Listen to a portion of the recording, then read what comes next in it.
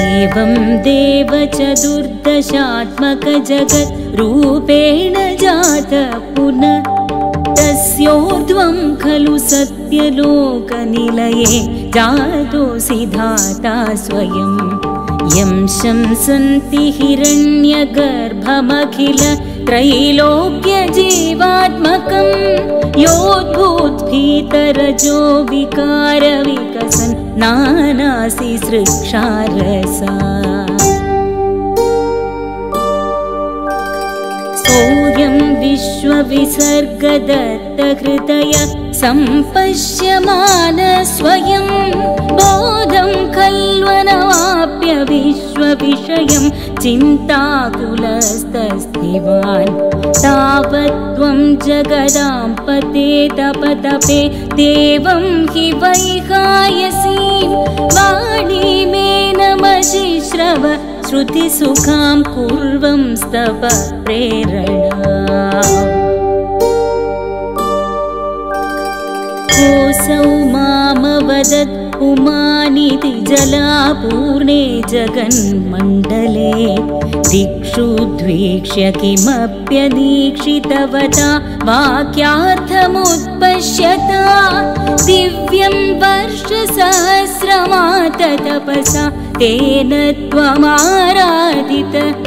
तस्मै दर्शितवानसि स्वनिलयं वैकुण्ठमेकाद्भुतम्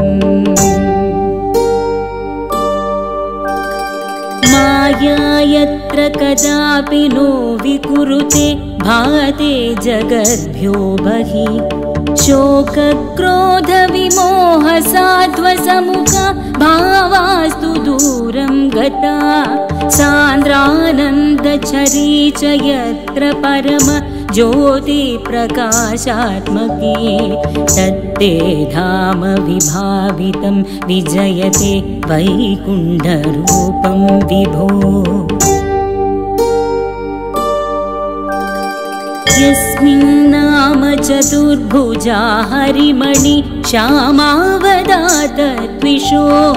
नानाभूषणरत्नदीपितदिशो राजद्विमानालया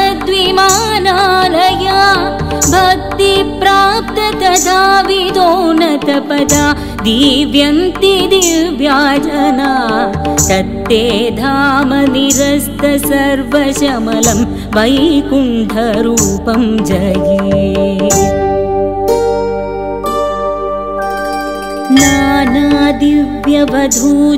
नानादिव्यवधूजनैरभिवृता विद्युल्लतातुल्यया विश्वोन्मादनहृद्यगात्रलतया विद्योतिता शान्तरा त्वत्पादाम्बुजसौरभैककुतुका लक्ष्मी स्वयं लक्ष्यते यस्मिन् विस्मयनीय दिव्यविभवं तत्ते पदं देहि मे तत्रैवं प्रतिदर्शिते निजपते रत्नासनाध्यासितं भास्वत्कोटिलसत्किरीटकटकाद्याकल्पदीप्राकृति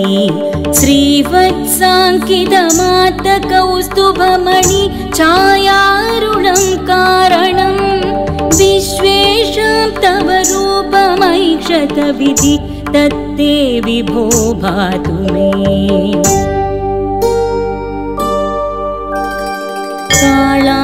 कालाम्भोदकलाय कोमलरुचिचक्रेण चक्रं दिशाम्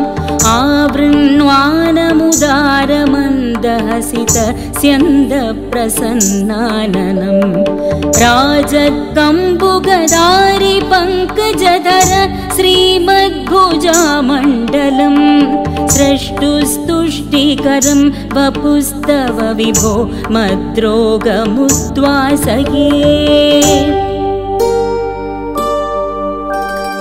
दृष्ट्वा संभृतसम्भ्रमकमलभू त्वत्पादपाधोरुहे हर्षावेशवशं वधु निपतित प्रीत्या कृतार्थी भवन् जानास्येव मरीषित निश्चितं मम विभो ज्ञानं तदा पादय द्वैताद्वैतभवत्